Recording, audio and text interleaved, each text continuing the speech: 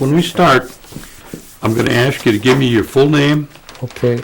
and then I want you to spell it for me, and then I'll ask you your date of birth and the location where you were born, Okay. okay? And then we'll just move on from there. All right. Well, Yeah. just you ask the questions. I'll give you Pretty the much, the same way we did with, yeah. Okay, Alan?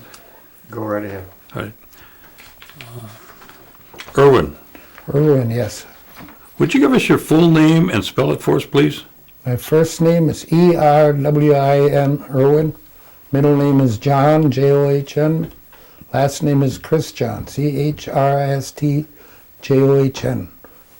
But I've always been known as Fox. My Indian name is Skanux. And Even for this Christmas, my 13-year-old granddaughter made me a cane because the one the VA gave me with the pistol grip was too short and I was walking hunched over. See, she beaded the name, beaded the bottom. Why don't you And hold then- it up in front of you and we can see it? Then she sewed this white leather over it. And she says, Grandpa, I put the F word on top. That Wow. must have took a lot of patience, though. how did you come by the name of Fox? Or Skanux? When I was in 7th grade, I went home and I told my grandma, you know, there's a German general in North Africa, Erwin Rommel, his name is. I They know. called him the Desert Fox. Yep. Skanuk, she said, that's your name from now on. And I was called that in the service, in school, from that day on. I met his son, His name Rommel's was, son. what was his name? I knew his name too. He was the mayor of that, Yeah, Mayor of Stuttgart. yeah, Yep, yeah, he was, the Germans made him commit suicide. yep. Yeah, But they didn't dare kill him because he was too popular. he's a powerful man. That D-Day would have went different if he'd have had his way. That's right. That goofy Hitler left all the tanks in the rear. Now, what's your birth date? 3/26/32, Okay. And where were you born? Madison, Wisconsin.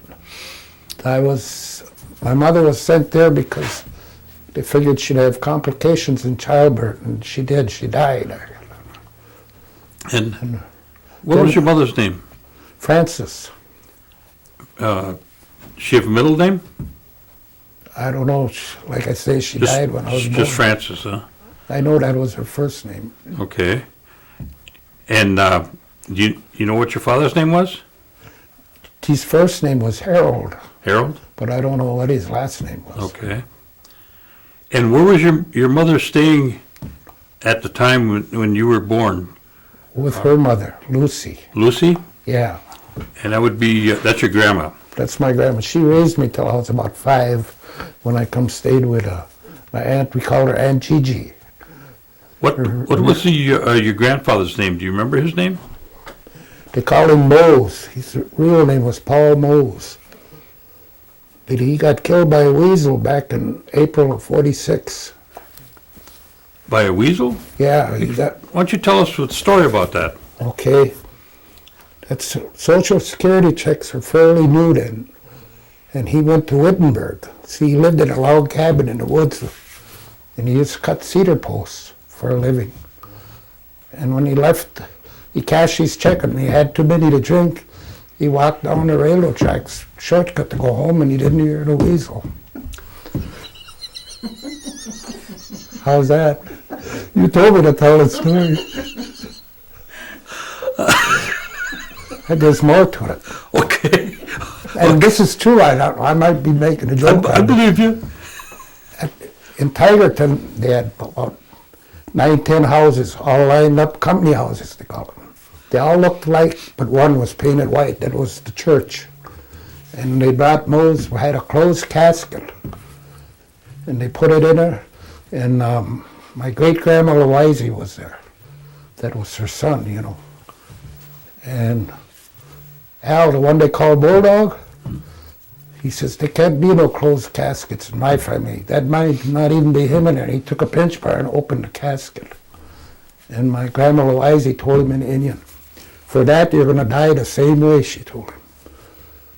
1968, somewhere around there, he come to live with us. He was just bumming around, being pesty, drinking. He said, I'm going to Oklahoma to see my sister. She's married to a guy named Brown. So he took off. About a week later, we heard he got drunk down there in a train running over. He was taking a shortcut on the railroad tracks. That's a true story. And he didn't That hear old lady called it. he didn't hear the weasel, huh? He didn't hear the weasel either. They should have had hearing aids. Okay. Now, do you... But you jumped right into that. I like it. You're the best I've found yet. How's that he got killed by a weasel? No. Oh, gosh. Gotcha. Okay, let's go back to your grandmother, Okay. Lucy. Lucy. Okay, and then her husband was Mose. Mose. Okay. He got killed by the weasel. Yeah. Yeah. Do you remember your great grandparents? Their names? Just Loisy. David was in the Civil War. And in the late 50s, when Loisy died, she got a big write-up on the front page of the Milwaukee Journal. She was the last Civil War warrior in the United States. And Wow, we were just talking about her. she had, Dave, her husband, had a brother in there too. His name was Daniel. And he was killed in Sherman's March to the Sea. And he's buried outside of Atlanta somewhere. Now, did you get a chance? You said you were raised by your grandma. Did your grandma spoke Oneida? They all did. They all did. You talked English around Grandma Loisy, you got tongue side of the head. That's the way she was. Daryl and Emily's daughter, Lois Jean, Dickie, all of them. You talked Indian around her. Did your grandma ever talk to you about or tell you any stories about when she went to school or where she went to school? Which grandma? The great grandma? Grandma Lucy. Your grandma Lucy. Well, she went to a government school in Wittenberg. Wittenberg? Yeah, now that's Wittenberg High School there. I see. Wittenberg, Burnhamwood and Wittenberg combined. They tore that Indian school down. They had about 70 buildings there. Oh. I went there too. In fact, that's where I was on D-Day, 1944. I was sitting on a merry-go-round and some guy come running out and said, the Americans just invaded Normandy. Okay. I must have been about 12, somewhere like 14. Now, so you spent a lot of time with your grandparents then, or your grandmother. My grandmother, yeah, Yeah. she's a mean old lady too. Mhm. And did she teach you to speak Oneida? Yeah, but see, when we went to government school, they used to have wood barrels and they'd take a stave out of there. If you talked Indian, they'd beat you with that curved board. Pretty soon nobody could remember how to talk Indian. I can understand it, but I'm not very fluent at it. I probably know more words in Ho Chunk than I do Oneida. Did you? They wouldn't quit talking Indian. They were very stubborn. They got a lot of beatings too. About how old were you when you went to government school? Maybe 9. When she left me with my Aunt Gigi Levi Alm. When I first got here, I started school at the Lutheran school. Now this house they own, I think that's land management or something. It's down below the hill off 54. You ever see that back in there, that yellow house? Well, that was my aunt's house before they tore it down. That was built in 1923. And it even had an elevator in there. What do you call it? You run with ropes. Mm-hmm. And I was listening to you. You asked her how they lit the Christmas trees. You ever see these little tokes, the clips they use? Yeah. These hippies who smoke their marijuana? That's what you put on the trees to hold the candles, and you lit them. And you had lamps, no electricity. About every Christmas, somebody's house would burn down from them damn trees. From the candle, yeah. Yeah. I remember, I don't know if you recall that. You probably don't remember it. And that greenhouse people burned down. They lost 9 kids. It was near Anna John's house. There used to be a greenhouse there. the guy was trying to start a fire there in the morning, and he took one of them candles off the Christmas tree and threw it in, and then he took a can of gas, and he had an explosion. The can blew up in his hands and burned the house down like that. Wow. That had to be about 1940. Now, your mother died at childbirth, you said. Right. Did she have any children before you? No, she was only 17. 17. Yeah, she. Okay. Then you came back to live with your grandma, Yeah, for about And- 5 years. and that was up in Tagerton. Yes. Okay. And I'm assuming that you didn't have any water or electricity at the time when you lived with your grandma. I'm trying to think. I think we had a pump. Well, We had electricity, because I remember, in fact, when I must have been my late 40s or 50, I went to visit her and I was playing the radio, and she said, "Are you deaf?" And I said, "No, Grandma, I'm deaf." She slapped me off that stool, and I landed on the floor. What are you going to do? A 90-year-old woman knocked me, Grandma knocks you down. how old did she live to be? About over 100, wasn't it? 106. 106. 106. And I think she was at a couple of years. She just died here, what, 10 years ago? We sang for her wake. Yeah. Yeah, I remember that. I think I brought her a picture today. Okay. Okay, you were up at Tagerton going to school.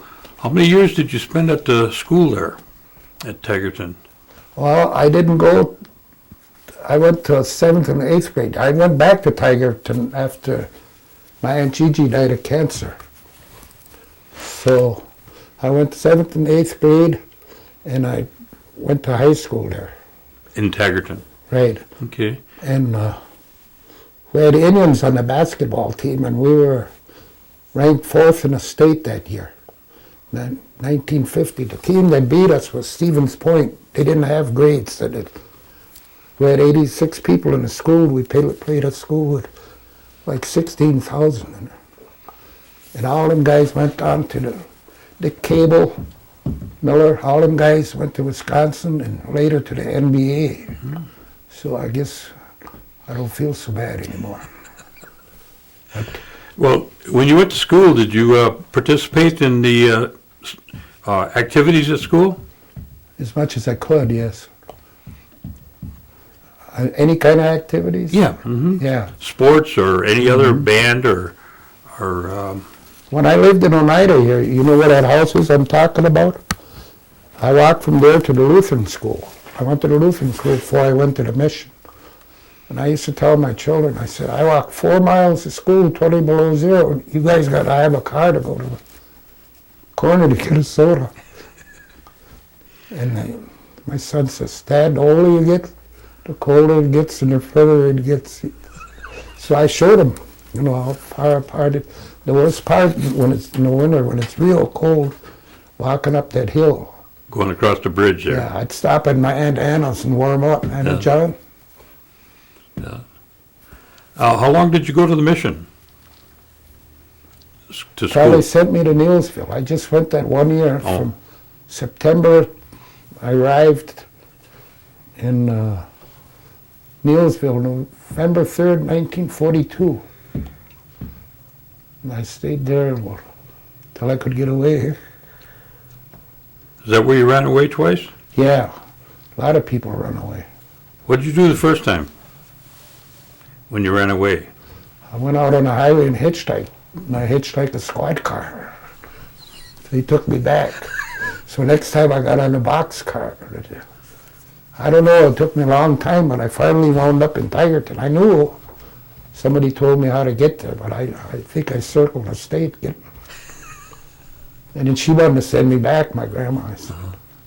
I said, I'll run away again, go somewhere else. So she kept me. What did you do when you finished high school? I enlisted. That's when the Korean War broke out. And about what time was that? The Korean War broke out June 30th, 1950. And I enlisted July 26, 1950. And what did you join? the Navy. But there were times I was attached to different outfits. First I went on an aircraft carrier. Then I went on a destroyer. And we made a world cruise. We went through the Panama Canal, took on ammunition in San Diego, went to Hawaii, bombed, till we got to Korea, you know. What do they call that when you go across the equator? Aren't you a polywog first? No, there's a shellback. Shellback? Shellback. I got the cards. I probably lost them, but I got cards, you know, they shave your head and Yep. beat you with rubber hoses. Yep. And they even took the captain of the ship and locked him in a brig. He was pissed off. When you cross the international date line, this is what bugged me. We had a rule. On Sundays, you could get up when you want, go to the galley and tell the cook what you wanted to eat. When we went to bed Saturday night, we woke up, it was Monday. There was no Sunday that, because we had crossed the international date line on the way home. Yeah, we were, what the hell you people doing in bed? Sunday, no, it ain't, it's Monday. There is no Sunday this week. What were your duties aboard ship? I was a captain of a gunner's, gun mount. I was a gunner's mate. I see. And how long were you overseas?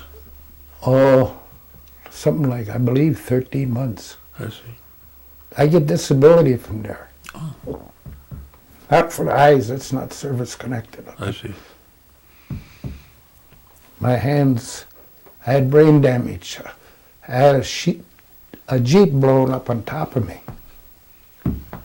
Now, how does a guy in the Navy that's working get a Jeep on top of him? You weren't paying attention.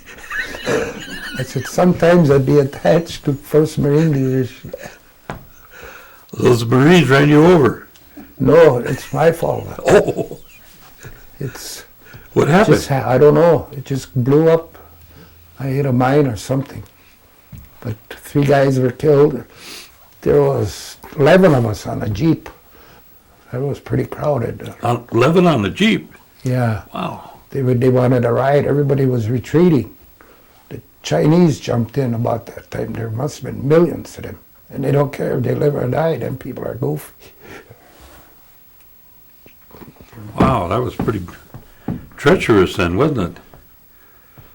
And then did you come back stateside then? No, I went to a hospital ship for 6 weeks. Then they sent me back to my ship, and I came back on the ship. And how long were you in the service total? 4 years. 4 years? Well, 3 years and 10 months. In May of '54, they said anybody on 4-year enlistment wants to get out can get out. So I got out.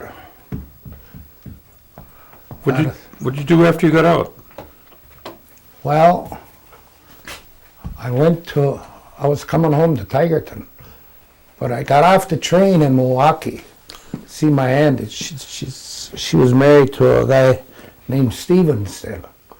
Now she's married to, or he's dead now, Hinton, Maria Hinton. Right, yep. And she ran a restaurant on KK Avenue, so I stopped in to see her.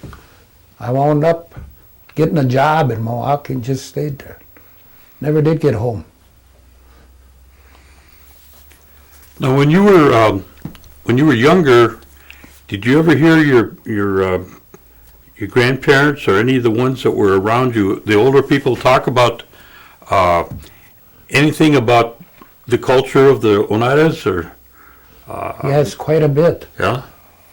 The guy that married my Aunt Gigi's daughter, her name was Angeline, and his name was Andrew Beechtree.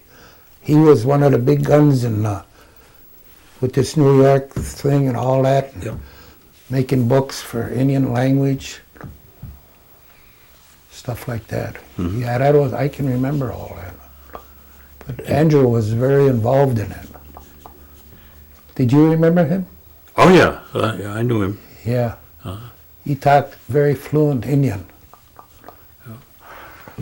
I remember one time he was mean to horses, and he hit my horse with the handle of a fork. And the horse, you remember the little halfway doors they had on barns? It was hooked. That horse kicked him right through the door, and he's in the grass. He was so much pain, he's pulling grass out with his hands. And I started to laugh. He says, "You little SOB, when I get up, I want to kill you." But I was glad the horse kicked him, because he's always beating that horse with that fork. Well, you say you knew Blanche Mclester. Mm-hmm. Did you ever go up to the cherry orchard when they were up there? Yes. Her and Minnie? Yeah, we went to cherry orchard, except one year I had to stay home and take care of Pearl House's kids. June, I think, was just born then. Oh, okay. Did you know June? Oh, yeah. And I used to have to push her to the road and back of that buggy with a curtain over the top to keep the flies off. I don't think I've seen her since. She's out here. Yeah. Yeah. Now, I know I must be older than her, because I had to push the buggy for yeah. a whole month. Well, did you worked up at the orchard then? Yes. One year, Sonny Skenador and I forget who all, we went by ourselves till our grandmas and mothers and stuff showed up to see what we were up to. And we organized baseball teams, played the Jamaicans. Sonny and I were very close friends. Well, did you ever know a guy by the name of Joe Brown? Joe Brown? He had one leg. Harold Dockstader? He used to be up at the cherry orchard quite a bit. It might have been a little bit before your time. I think so. Yeah. Could be. Okay. Did you have an opportunity to be involved in any tribal operations, during your adventures in and around Milwaukee and Oneida? Just powwows. Just powwows? There was a guy, I used to help him out. His name was Al Smith. I don't know if you remember Al Smith. And I remember. what was her name? Delia? Delia, yeah. Delia. They used to put on the powwows at Croatian Park and all that, and they had Tonto there. What is Jay Silverheels? Yeah. And that other guy that drank like a fish and would have tears in his eyes when he seen a beer can in the water. Iron Eyes Cody. Yeah. I remember him. He was in our backyard, the beer cans all over. And I said, "Look at that son of a bitch, he's crying." He must have really had He probably, because the can was empty. So you knew him, huh? Yeah, he stayed he wouldn't sleep in the house. He slept outside in the backyard. Well, Tonto could cry too.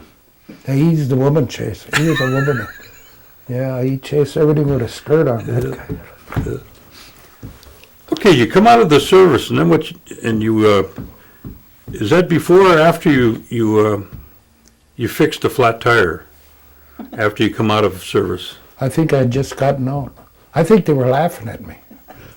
So look at this idiot fixing our tire. There was about 4 or 5 girls all giggling. Oh, you were showing I off. said, "What's the problem? We got a flat tire." Instead of saying, "Well, fix it," I got out and changed it for him. And I had a girl with me, too. So there was 5 women with you there. Dangerous. Okay, then you were down in Milwaukee then. Yeah. And where were you working there? I drove for Mayflower for about 11 or 12 years. And then Roundy's paid more. So I went and drove for Roundy's for 17 years. That's why I had to retire early, because I was failing health and eyesight. But I worked 17 years for them, delivering the pick and saves in Illinois and Eagle River, Shawano, Clintonville. So you've been driving truck for well over 30, 40 years then.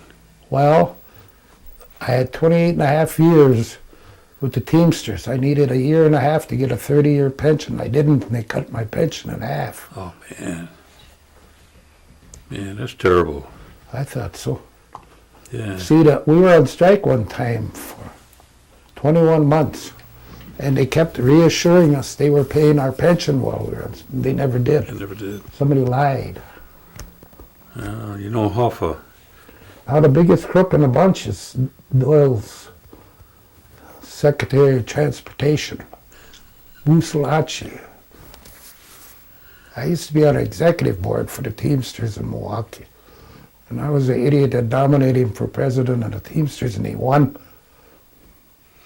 We had $41 million in our health fund, and he went broke after he got in. I think he had too many friends from Italy. Then they put him on that stadium deal, net leaks. He fired that girl at Summerfest. Now, when did you get married? April 26, 1960. And who did you marry? Let me see now. Oh, Herb. And what's her name? Karen. She calls me Meathead. Okay. Oh, Fox first or after? No, just plain Meathead. And what was her last name? Toxin. Okay. And did you have any children? Whew. Yeah, we sure did. We had 7 boys. Our twins died they were just babies, like 3 days old. They got, what do you call it? The umbilical cord around their neck or something. Okay. They'd have been in trouble if they'd have lived. But we had 5 that lived. And give us their names. Daniel, Thomas, he was named after Lambert's brother, Dowis. Dowis in English means Thomas. And Dave was named after, you remember One-Armed Dave? Yeah. Named after him. Then there was Tim, and my oldest boy named the youngest one Kevin. I don't know where he come up with that. Okay. And grandchildren?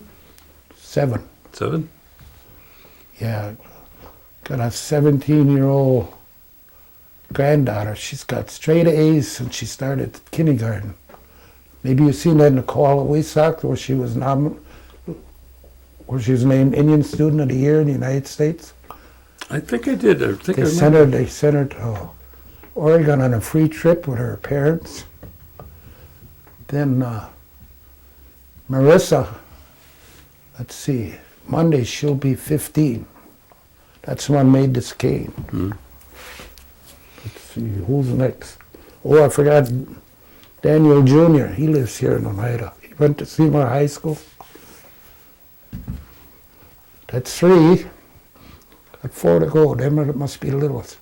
Fox, that's his real name too, on his birth. Fox and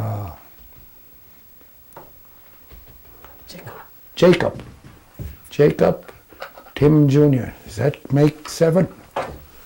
I think so, yeah. I think so. Okay. If not, we'll catch them later. We'll have another one made.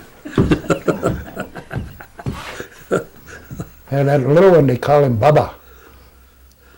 He's big like his dad's about 6'7", used to weigh about 360. He's huge. My son owns a roofing company, Tom.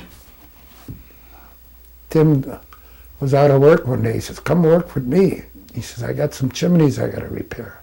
So he sent him over to that wheelbarrow full of concrete. Tim picked it up and he broke both handles off. He's strong. And my son says, you idiot, I just bought that wheelbarrow this morning. My son says, you shouldn't buy this cheap junk. Yeah. Well, when did you retire from, you had an early retirement, you say, from truck driving? 1950. I retired on my birthday, 1994.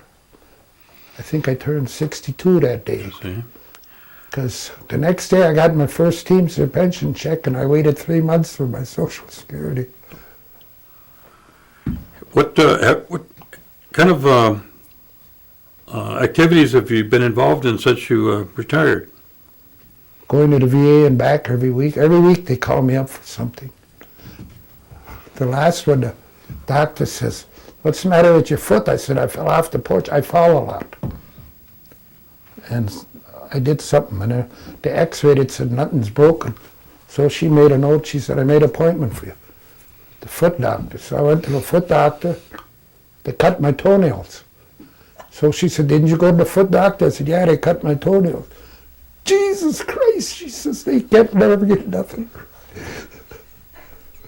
I was supposed to go to the, what is it, chiropractor? So I said, well, you put foot doctor. So I went to foot department, they said, take off your socks. Next thing I know, they got a drill there. It's like a wire brush. You should see how they do that in 1 minute, your toenails. Well, that's good. I couldn't see them anyway. Besides going to the VA, are you involved in anything else? You don't get time. When we go down there, we visit our children and Family. our grandchildren. Mm-hmm. And you have to travel to Milwaukee to go to the VA, right? Yeah. Yeah. Okay. What kind of recommendations do you look at giving your grandchildren and you know any of the youth that are coming behind us? Go to school. Get an education. Times have changed. If you don't have a high school diploma now, you're in deep. You're in deep. That's it. What's your opinion on the per capita payment we receive? I got nothing against it. You just cashed a check, right? I just cashed a check. Well, what they can afford, you know. I think they're doing a lot of good things for the tribe. If you ever get to look at these other tribes, like I believe it's the Ho-Chunks. We know some people in Milwaukee, they get like $1,200 every 3 months. And they live in shacks, and they got nothing. And they're down there buying drugs and everything else with that money. So you think the casino has been a good plus for the tribe here? I remember Oneida when only 3 or 4 men were working. That was on the WPA, if you remember that. Mm-hmm. Cutting brush along the road. You were a big shot if you had a job with the WPA. I think her dad had one of them jobs in Walter House. Do you remember him? Oh yeah. There was others, but I was just a kid, you know.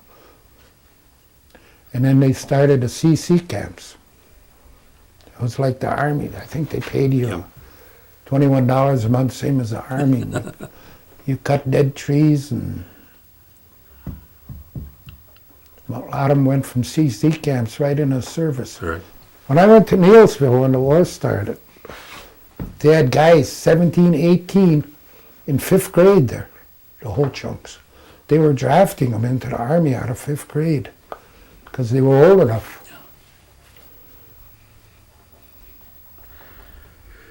Is there any areas that I missed that you want to share with us? The weasel. The weasel. Okay. No, I guess I'll think of it after I get home, I suppose. All right. What we're going to do now is you brought some pictures, right? Yeah, I guess she did. You got some pictures of the weasel on there? You know, they tore them tracks up in Tigerton. They don't have railroad tracks in Tigerton no more.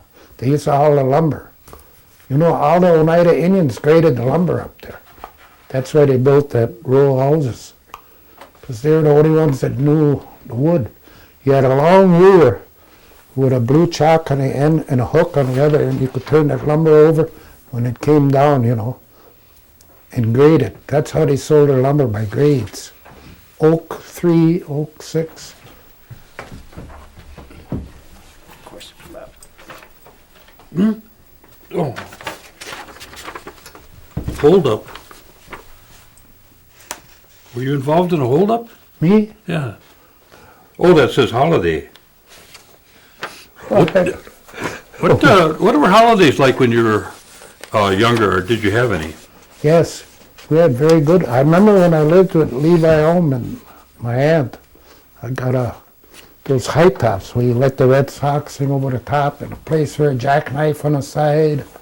Got a train. I got lots of stuff. But at Neilsville, I remember, I got an orange one Christmas. And I thought that was really something, because most of them got nothing. I don't know where the hell the orange come from. I can't even remember that. What was a typical Christmas like when you were here? Did you go to you went to Stone Church when you're when Here? you're living down here? Yeah. Yeah, we used to, I remember the kids used to have to memorize pieces and stuff, and they wore little white gowns, and that was an Episcopal church, I believe, Good. and the Lutheran church. Did they do any hoyaning up at Not in Tigerton. no, but I mean when you were up by your grandma's? No. No. Here, though, they did. They Yeah. had pillowcases, you just put donuts in. Everybody did it. I didn't see that this year. They don't do that no more, huh? Some people do. Yeah. Yeah. Yeah, I remember we had donuts coming out of our ears for a month. Well, we got some here today if you need to be I'm still recharged. full. Okay. All right, we're going to take a break here. So I'll probably have you sit over here. He'll unhook you first, and Rooster, this big, would crow every hour. That one night of that, they went in the basement. It's still down there in Milwaukee. The basement. Okay, tell us about this photograph. Okay, hell with the rooster. Who's in this picture? That's my grandpa there, and that's one of his horses. He used to train wild horses they brought from out west. They bring them all the way from the west out Yeah, to Wisconsin to train? a farmer in Marion, Wisconsin, Jack Overdahl, would have him domesticate them horses, then he'd sell them. This had to be in the 30s. So he must have been real knowledgeable. He must have been very Yeah. good at that. Most of the Christians could shoe horses, and they were blacksmiths, you know. So they were some of the lost arts of almost the olden times in terms of... Yeah, I don't think. Now, did your grandfather also farm? Well, he did plowing and stuff like that. Mostly he was a woodsman. He lived in a log cabin. I still remember his house. He had big, thick, rough planks. One part of the house, in the kitchen, he had a dirt floor. That house was old. I went back there about 40 years later to look at it, and the logs are all in a pile. All right. Okay. Oh, I just said. Just say sorry, Grandma. Yeah. Okay, tell us about your grandmother. She was mean. Yeah, she had a very good sense of humor. And she could cook. She had one of those old wood cook stoves. And the heat in her house was a pot-bellied stove. But she could cook on that wood stove. Beans would taste like steak. And she had beans every meal, Navy beans. That was part of a meal for her. Must have helped keep her alive. How old did she live to? At least 106. Because one of her daughters over here is 96, Maria Hinton. That's her daughter? Yeah. And she's something else, dude. She's just like her mother. Touchy. And full of beans. Full of beans. I don't like to get her mad, because I said, you shouldn't have a driver's license. I said, they took mine away. She said, you can't see, you idiot. I said, I thought I was at a funeral. I was going to Green Bay, and 100 cars. Here she was in the lead. She said, they better not mess with my license. She said, They're probably afraid to. I wouldn't want to be there when they tried to take All right. So her number. Looks like it.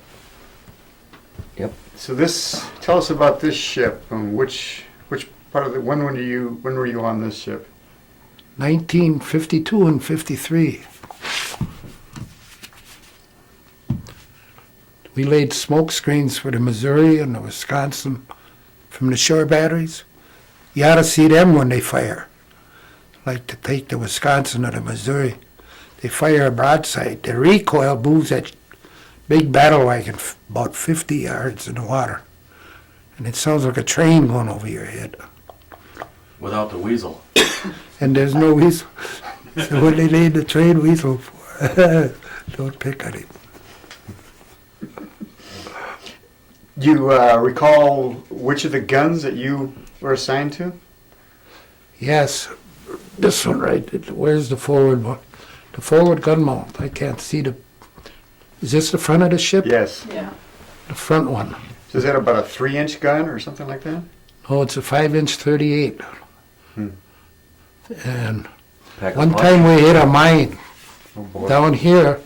The 1st Division slept. There was a guy down there taking a shower. And we hit a mine and it blew a hole big as a sheet there. He come on down with shaving cream, naked with just wooden shorts. He says, close edge, close edge. I said, anybody down there? He says, no, I was sleeping on all these.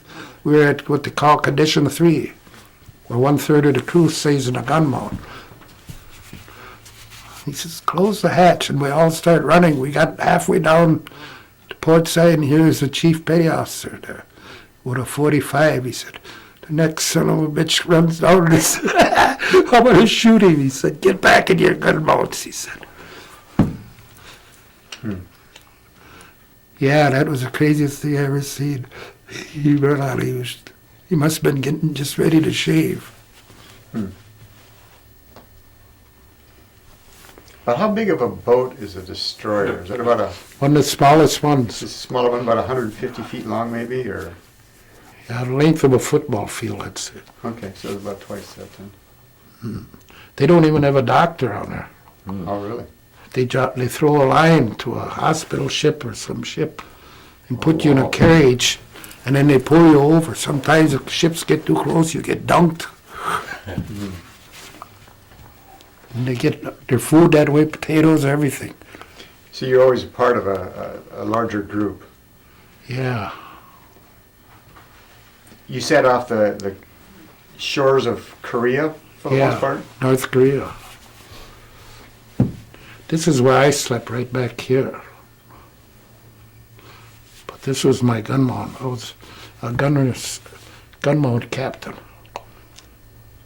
Then we had torpedoes on there, and you see these round things on the back? I can't see them, but there should be some round things on the fantail. Sure. Those are for submarines. You shoot them out and they explode. Go down a certain depth and they Like a explode. Depth charge? Yeah. So what was your job exactly as first mate on the gun? I was in charge. Did you aim it, or you just commanded the other? No, I watched the guy put the powder in right. You see in the movies how fast these guns are fired. That's all done by hand.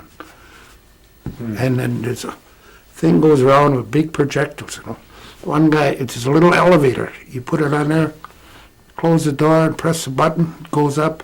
He throws a bag of black powder in there. It keeps repeating it. So, and you're locked in there, so you can't run. Yeah. I can only imagine how loud that must have been. Well, it's louder outside, I think. But everybody, I think the adrenaline's too high anyway. Everybody's too goddamn nervous to worry about noise. Okay. The scariest thing is the middle of the night, you hear dong, dong, dong. You know, and they put on the red night lights so you can see. That's general quarters. Like when you're under attack or something. If you're in a sound sleep, that's something. Probably never forget that as long as you live, huh? Oh, Now, did Korea have boats in the water, or? North Korea, Right. at first, they got all blown out of the water. Okay. No, they couldn't compete with our Navy. So it's the mines and things that you had to worry most about. Yeah, then most of theirs was, you had to watch out they didn't plant stuff under your ship when you're in port and stuff, you know. Sneaky stuff they did. Well, I guess